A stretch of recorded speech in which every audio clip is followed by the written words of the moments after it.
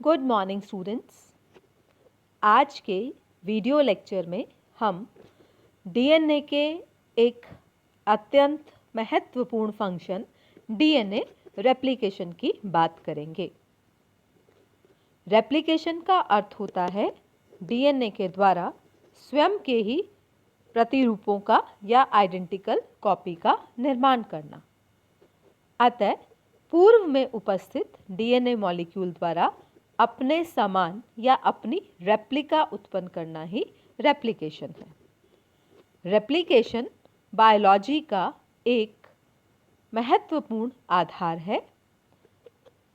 Replication की प्रक्रिया interphase की अवस्था एस फेज के दौरान होती है।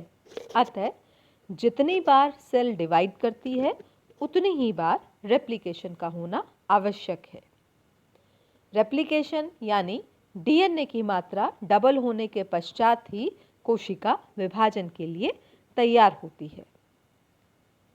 वॉटसन एवं क्रिक ने सबसे पहले रेप्लिकेशन के प्रोसेस का एक्सप्लेनेशन दिया, जिसमें इन्होंने बताया कि रेप्लिकेशन के दौरान डीएनए के दोनों स्ट्रैंड्स के मध्य पाए जाने वाले हाइड्रोजन बॉन्ड्स टूटते हैं तथा इन बॉन्ड्स के टूटने से डीएनए के दोनों स्ट्रैंड्स पृथक होते हैं व रेप्लिकेशन की प्रक्रिया संपन्न होती है। रेप्लिकेशन किस प्रकार का होता है, इसे बताते हुए तीन प्रकार की संभावनाएं दी गई कि रेप्लिकेशन या तो कंजर्वेटिव या संरक्षी प्रकार का हो सकता है या डिस्पर्सिव या सेमी कंजर्वेटिव या अर्ध संरक्षी प्रकार का हो सकता है। तो इन तीनों ही प्रक्रियाओं की जानकारी प्राप्त कर लेते हैं। सर्वप्रथम तो आपको बेसिकली पता होना चाहिए कि रेप्लिकेशन का अर्थ है कि एक डीएनए अणु से दो डीएनए अणुओं का निर्माण होना। चूंकि डीएनए एक डबल हेलिकल संरचना है, इसलिए प्रत्येक डीएनए के अणु में दो स्ट्रैंड्स पाए जाते हैं।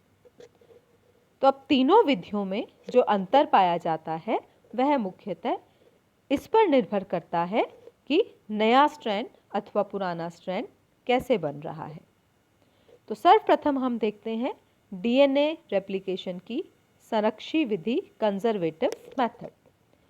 इस प्रक्रिया के अंतर्गत जो दो अणु डीएनए के बनते हैं उनमें एक में दोनों स्ट्रैंड्स पुराने होते हैं, जबकि दूसरे अणु में बनने वाले दोनों स्ट्रैंड्स नए बनते हैं। तो इस प्रकार चूंकि डीएनए का पुराना स्ट्रैंड एज इट इज संरक्षित रह जाता है, अतः रेप्लिकेशन की इस विधि को कहा जाता है कंजर्वेटिव मेथड ऑफ रेप्लिकेशन। दूसरी प्रपोज्ड विधि जिसे सेमी कंजर्वेशन मेथड कहा जाता है। सेमी का अर्थ होता है आधा तथा कंजर्वेशन का अर्थ है किसी भी वस्तु का सुरक्षित रहना। तो सेमी कंजर्वेटिव मेथड में यह माना जाता है कि जो डीएनए के अणु बनते हैं, प्रत्येक अणु के दो स्ट्रैंड्स में से एक ओल्ड स्ट्रैंड होता है जो कि आप कॉन्टिन्यूअस लाइन के रूप में देख रहे हैं, जबकि दूसरा बना स्ट्रैंड न्यू होता है जो कि आप डॉटेड लाइन के रूप में देख पा रहे हैं। तो इस प्रकार इस विधि में प्रत्येक डीएनए मॉलिक्यूल में एक पुराना स्ट्रैंड संरक्षित रह गया और दूसरा स्ट्रैंड नए रूप से बना। तो इसलिए आधा स्ट्रैंड संरक्षित रहता है या आधा भाग पार्शियली संरक्षित रहता है, अतः इस विधि को कहा जाता है semi conservative method of replication. और तीसरी विधि कहलाती है डिस्पर्सिव, जिसमें दोनों ही डीएनए मॉलिक्यूल्स में कुछ भाग नया तथा कुछ भाग पुराना रेंडमली पाया जाता है। इसका कोई निश्चित क्रम नहीं पाया जाता। तो रेप्लिकेशन के प्रकार को समझाने के लिए यह तीन प्रकार की संभावनाएं दी गई थी कि रेप्लिकेशन या तो कंजर्वेटिव हो सकता है या सेमी कंजर्वेटिव या डिस्पर्सिव। परंतु बाद के प्रयोगों के द्वारा यह सिद्ध कर दिया गया कि डीएनए के रेप्लिकेशन का मेथड सेमी कंजर्वेटिव है या अर्ध संरक्षी विधि ही डीएनए के रेप्लिकेशन को एक्सप्लेन करती है। तो इस तथ्य को कई प्रयोगों के द्वारा तथा अनेक साइंटिस्ट्स के द्वारा प्रूव किया गया। अक्सर यह प्रश्न पूछ लिया जाता है कि डीएनए के सेमी कंजर्वेटिव रेप्लिकेशन को समझाने के लिए किए गए प्रयोगों के नाम बताइए। तो यहाँ पर मैं आपको बताना चाहूँगी कि सर्वप्रथम मिचेल्सन एंड स्टॉल नामक वैज्ञानिक ने यह सिद्ध किया कि डीएनए का रेप्लिकेशन सेमी कंजर्वेटिव होता है। इसके पश्चात कैरेंस के ऑटो रेडियोग्राफी एक्सपेरिमेंट के द्वारा भी इस तथ्य की पुष्टि की गई और साथ ही टेलर नामक वैज्ञानिकों के द्वारा किए गए प्रयोगों से भी इसे सिद्ध किया गया। तो इस वीडियो लेक्चर में हम मिचेल्सन एवं स्टॉल के द्वारा किए गए एक्सपेरिमेंट को विस्तार से पढ़ेंगे। मिचेल्सन एवं स्टॉल ने अपने प्रयोग बैक्टीरिया ई कोलाई पर संपन्न किए। यहाँ मैं आपको बता दूं कि ई कोलाई एक प्रोकैरियोटिक बैक्टीरिया है तथा यह बैक्टीरिया रेप्लिकेशन का एक चक्र 20 मिनट में संपूर्ण करता है। तो इस प्रयोग को करने के लिए हेवी नाइट्रोजन का उपयोग किया गया। ई कोलाई जो कि सामान्यतः लाइट नाइट्रोजन यानी N14 माध्यम में ग्रो करता है, उसे हैवी नाइट्रोजन वाले माध्यम में ग्रो करवाया गया लगातार कई जनरेशन्स तक। हैवी तथा लाइट नाइट्रोजन को पहचानने के लिए डेंसिटी ग्रेडियंट सेंट्रीफ्यूगेशन का उपयोग किया गया।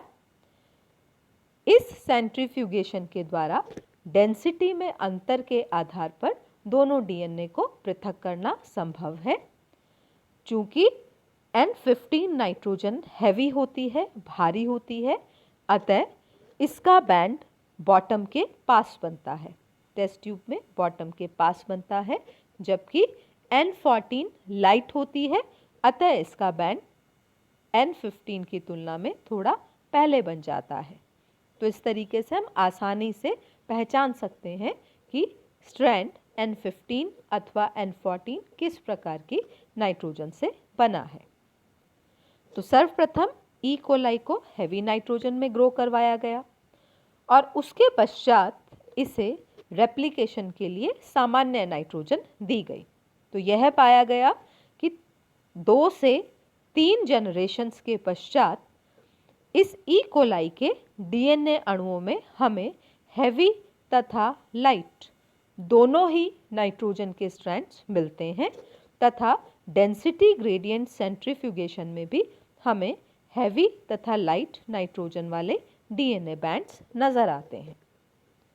यह तभी संभव है जबकि N15 यानी ओल्ड स्ट्रैंड के साथ एक स्ट्रैंड नया यानी N14 नाइट्रोजन युक्त बने। तो मिचेल्सन एवं स्टॉल के इस प्रयोग के द्वारा बहुत ही स्पष्ट रूप से यह सिद्ध कर दिया गया कि डीएनए का रेप्लिकेशन अर्ध संरक्षी विधि के द्वारा ही होता है तथा बनने वाले दोनों स्ट्रैंड्स में से एक पुराना व एक नए प्रकार का होता है। अब हम पढ़ते हैं रेप्लिकेशन के बारे में कुछ सामान्य जानकारी। सर्वप्रथम हम टर्म रेप्लिकॉन का अध्ययन करेंगे। रेप्लिकॉन डीएनए की वह यूनिट होती है जिसमें कि स्वतंत्र रूप से रेप्लिकेशन की प्रक्रिया संपन्न होती है। तो इस प्रकार डीएनए का वह भाग जो कि रेप्लिकेशन करने में समर्थ है उसे रेप्लिकॉन के नाम से जाना जाता है। प्रत्येक रेप्लिकॉन में एक भाग होता है जहां पर कि डीएनए के रेप्लिकेशन की शुरुआत होती है और इस भाग को ओरिजिन के नाम से जाना जाता है, प्रारंभिक बिंदु अथवा ओरिजिन। प्रोकैरियोट्स जिनमें कि सामान्यतः एक ही गुणसूत्र पाया जाता है उनमें सिंगल रेप्लिकॉन पाया जाता है, परंतु यूकैरियोट्स में अनेक क्रोमोसोम्स पाए जाते हैं, अतः एक से अधिक रेप्लिकॉन रिपोर्ट किए गए हैं। डीएनए का रेप्लिकेशन एक बहुत ही जटिल प्रक्रिया है तथा इस प्रक्रिया को एरर प्रूफ होना ज़रूरी है। अत्यधिक विश्वसनीयता के साथ इसका पूरा होना ज़रूरी है, क्योंकि डीएनए में पाया जाने वाला नाइट्रोजनस बेसिस का सीक्वेंस ही अगली पीढ़ी में गुणों का निर्धारण करने का कार्य करता है। अतः किसी भी प्रकार की त्रुटि बहुत बड़े परिवर्तन का कारण बन सकती है। तो डीएनए रेप्लिकेशन को एरर फ्री बनाने के लिए तथा इसके विभिन्न स्टेप्स को सुचारू रूप से संपन्न कराने के लिए एंजाइम्स का एक पूरा सिस्टम काम करता है। एंजाइम्स के इसी सिस्टम को कहा जाता है रेप्लिसोम। तो रेप्लिसोम एक मल्टी प्रोटीन मॉलिक्यूलर मशीनरी है जो कि डीएनए के रेप्लिकेशन में हेल्प करती है। मल्टी प्रोटीन यानी बहुत से एंजाइम्स इसमें भाग लेते हैं जो कि प्रत्येक स्टेप पर डीएनए के रेप्लिकेशन का नियमन करते हैं। तो इस प्रकार डीएनए का रेप्लिकेशन बहुत से एंजाइम्स जैसे कि endonuclease, polynucleotide ligase, helix unwinding protein, helicases, RNA primases, DNA polymerase first, second, third इत्यादि के द्वारा कंट्रोल किया जाता है। तो यहाँ आप देख सकते हैं कि एक पूरा सिस्टम या पूरी मशीनरी डीएनए के रेप्लिकेशन को संपन्न करवाने में मदद कर रही है।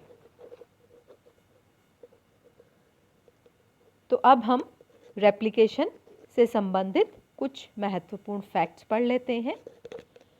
डीएनए का रेप्लिकेशन एक सेमी डिसकंटिन्यूअस प्रकार का रेप्लिकेशन माना जाता है। सेमी डिसकंटिन्यूएशन या असतत पुनरावृत्ति का अर्थ है कि इसमें दोनों स्ट्रैंड्स पर एक साथ पॉलीमराइजेशन की प्रक्रिया संपन्न नहीं होती है। डीएनए पॉलीमरेज एंजाइम मूल डीएनए के 3' to 5' पॉलीन्यूक्लियोटाइड स्ट्रैंड के साथ ही नई श्रृंखला का निर्माण करता है। चूंकि डीएनए के दोनों स्ट्रैंड्स ऑपोजिट डायरेक्शन में जाते हैं। अगर आपको याद हो तो हमने डीएनए की संरचना में पढ़ा था कि एक स्ट्रैंड्स की डायरेक्शन होती है 5' to 3', जबकि डीएनए के दूसरे स्ट्रैंड की दिशा होती है 3' to 5'। इसे हम एंटी पैरेलल या विपरीत स्ट्रैंड्स के नाम से जानते हैं। तो इस प्रकार डीएनए पॉलीमराइज केवल एक ही स्ट्रैंड पर लगातार न्यूक्लियोटाइड्स का पॉलीमराइजेशन करता है। दूसरे स्ट्रैंड पर यह लगातार पॉलीमराइजेशन नहीं करता, अपितु डीएनए पॉलीमराइजेशन के दौरान यह छोटे छोटे खंडों का निर्माण करता है, जिसे कि ओकाज़ाकी फ्रेगमेंट कहा जाता है। तो इस प्रकार डीएनए का रेप्लिकेशन दोनों स्ट्रैंड्स पर सतत ना होकर एक पर सतत तथा एक पर डिसकंटिन्यूअस या असतत होता है। इसीलिए इस रेप्लिकेशन को semi discontinuous type of replication कहा जाता है। इस प्रोसेस को हम अगले चित्र में और भली भांति समझेंगे। सेकेंड महत्वपूर्ण फैक्ट, डीएनए का रेप्लिकेशन द्विदिशीय या बाई डायरेक्शनल होता है, अर्थात डीएनए का संश्लेषण गुणसूत्र पर एक निश्चित बिंदु से आरंभ होता है तथा दोनों सिरों पर प्रोसीड करता है या दो विपरीत सिरों पर प्रोसीड करता है। तो इस प्रकार यह द्विदिशीय होता है तथा वाई शेप आकृति के साथ आगे बढ़ता है। तीसरा महत्वपूर्ण पॉइंट या फैक्ट जो कि हमें डीएनए रेप्लिकेशन के बारे में देखना है कि रेप्लिकेशन सदैव 5' to 3' डायरेक्शन में ही प्रोसीड करता है। तो यह 3 महत्वपूर्ण फैक्ट हैं जो कि डीएनए रेप्लिकेशन को समझाते हैं। तो सबसे पहले तो हम सेमी डिसकंटिन्यूअस तथा लीडिंग स्ट्रैंड व लैगिंग स्ट्रैंड के बारे में पढ़ते हैं। तो जैसा कि मैंने आपको बताया कि डीएनए के 2 सूत्रों में से एक सूत्र जो कि 3' to 5' डायरेक्शन में होता है, यहाँ पर रेप्लिकेशन एक कॉन्टिन्यूअस या सतत स्ट्रैंड के रूप में संपन्न होता है। वह स्ट्रैंड जिस पर कि कॉन्टिन्यूअस रेप्लिकेशन होता है तथा तेजी से रेप्लिकेशन होता है, उसे कहा जाता है लीडिंग स्ट्रैंड।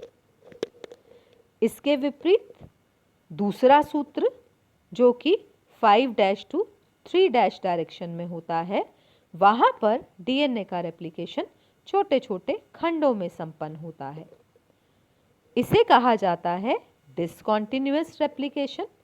वह सूत्र या स्ट्रैंड जिस पर डिसकंटिन्यूअस रेप्लिकेशन संपन्न होता है, उसे कहा जाता है लैगिंग स्ट्रैंड्स तथा इन छोटे छोटे खंडों को इनके खोजकर्ता वैज्ञानिक ओकाजाकी के नाम पर कहा जाता है ओकाजाकी खंड या ओकाजाकी फ्रैगमेंट्स। तो इस प्रकार आप समझ पा रहे हैं कि 2 स्ट्रैंड्स यानी लीडिंग व लैगिंग स्ट्रैंड होते हैं, जिसमें कॉन्टिन्यूअस तथा डिसकंटिन्यूअस रूप से यानी ओकाजाकी फ्रैगमेंट्स के रूप में डीएनए का पॉलीमराइजेशन या डीएनए के नए स्ट्रैंड का निर्माण होता है। तो इस प्रकार अक्सर पूछ लिया जाता है कि लीडिंग स्ट्रैंड अथवा लैगिंग स्ट्रैंड से आप क्या समझते हैं, या कौन से स्ट्रैंड पर डीएनए का रेप्लिकेशन कॉन्टिन्यूअस होता है। तो आप बता सकते हैं कि किस प्रकार यह प्रक्रिया संपन्न होती है। आप सब सोच रहे होंगे कि यह डिफरेंशिएशन क्यों पाया जाता है, एक स्ट्रैंड कॉन्टिन्यूअस तथा दूसरा डिसकंटिन्यूअस पॉलीमराइजेशन क्यों शो करता है। इसका कारण यह है कि डीएनए पॉलीमरेज एंजाइम जो है वह मूल रूप से 5' to 3' डायरेक्शन में ही पॉलीन्यूक्लियोटाइड श्रृंखला का निर्माण कर सकता है। तो इस प्रकार जब इस दिशा में पॉलीमराइजेशन होता है तब तो कॉन्टिन्यूअस स्ट्रैंड बनता है, जबकि दूसरे में यह संभव नहीं हो पाता, अतः छोटे छोटे खंडों का निर्माण होता है। इस चित्र के द्वारा आप डीएनए रेप्लिकेशन की संपूर्ण प्रक्रिया को क्रमबद्ध तरीके से समझ सकते हैं। प्रत्येक एंजाइम का कार्य तथा प्रत्येक एंजाइम किस प्रकार से डीएनए रेप्लिकेशन को प्रभावित कर रहा है, यह भी हम समझ सकते हैं। तो चलिए समझते हैं प्रोसेस ऑफ रेप्लिकेशन। सबसे पहले डीएनए के डबल स्ट्रैंड को रेप्लिकेशन के लिए हाइड्रोजन बॉन्ड्स को तोड़ के सिंगल स्ट्रैंड्स के रूप में परिवर्तित किया जाता है। इस कार्य के लिए काम में आता है एंडोन्यूक्लिएज एंजाइम, जो कि डीएनए की दोनों पॉलीन्यूक्लियोटाइड श्रृंखलाओं के आमने सामने स्थित नाइट्रोजनस बेसिस के मध्य पाए जाने वाले हाइड्रोजन बॉन्ड्स को ब्रेक करता है, जिससे कि दोनों श्रृंखलाएं एक दूसरे से पृथक हो जाती हैं। इस प्रकार से अब पृथक होने के पश्चात पुनः इनके कुंडलन को रोकने के लिए यहाँ पर 2 एंजाइम्स कार्य करते हैं, हेलिकेस तथा सिंगल स्ट्रैंड बाइंडिंग प्रोटीन। ये अकुंडलन में तथा दोनों स्ट्रैंड्स को पुनः आपस में कॉइलिंग करने से रोकने का कार्य करते हैं। इसके पश्चात ये पृथक हुई श्रृंखलाएं अथवा स्ट्रैंड्स टेम्पलेट के रूप में या सांचे के रूप में कार्य करते हैं। इनकी नाइट्रोजनस बेसिस जो कि इन दोनों ही स्ट्रैंड्स पर पाई जा रही हैं, ये आपको डार्क ब्लू कलर की नज़र आ रही हैं टेम्पलेट स्ट्रैंड्स। इनकी नाइट्रोजनस बेसिस साइटोप्लाज्म में पाए जाने वाले कॉम्प्लीमेंट्री न्यूक्लियोटाइड्स को अपनी ओर अट्रैक्ट करती हैं। साइटोप्लाज्म में चारों प्रकार के न्यूक्लियोटाइड्स, ध्यान रखिए कौन कौन से, एडेनिन, ग्वानिन, साइटोसिन तथा थाइमिन चारों प्रकार के न्यूक्लियोटाइड्स पाए जाते हैं और ये nucleotides enzyme DNA polymerase third की सहायता से खुली हुई दोनों स्ट्रैंड्स या टेम्पलेट की इशारों पर कॉम्प्लीमेंट्री बेस पेयरिंग के अनुसार हाइड्रोजन बॉन्ड्स द्वारा जुड़ जाती हैं। तो ध्यान रखिए बेस पेयरिंग किस प्रकार से होगी। अगर टेम्पलेट पर पाया जाने वाला बेस एडेनिन है तो जुड़ने वाला न्यूक्लियोटाइड थाइमिन होगा।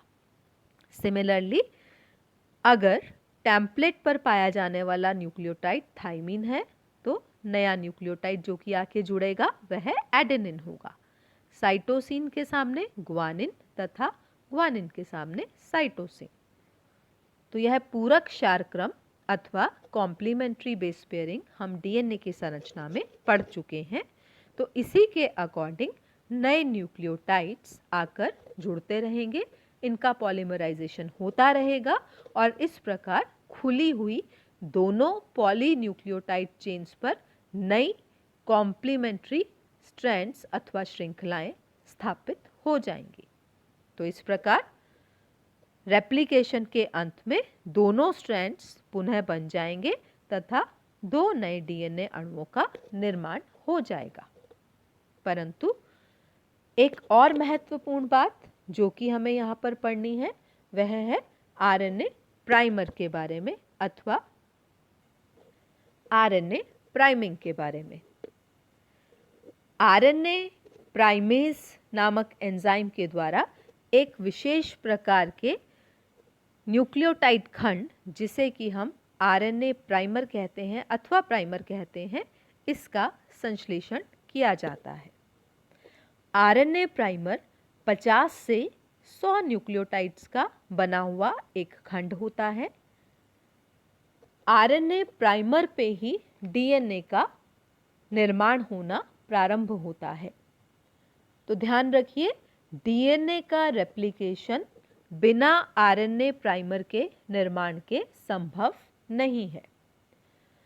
डीएनए पॉलीमरेज थर्ड एटीपी की उपस्थिति में आरएनए प्राइमर पर नए पॉलीन्यूक्लियोटाइड श्रृंखला का संश्लेषण जारी रखता है।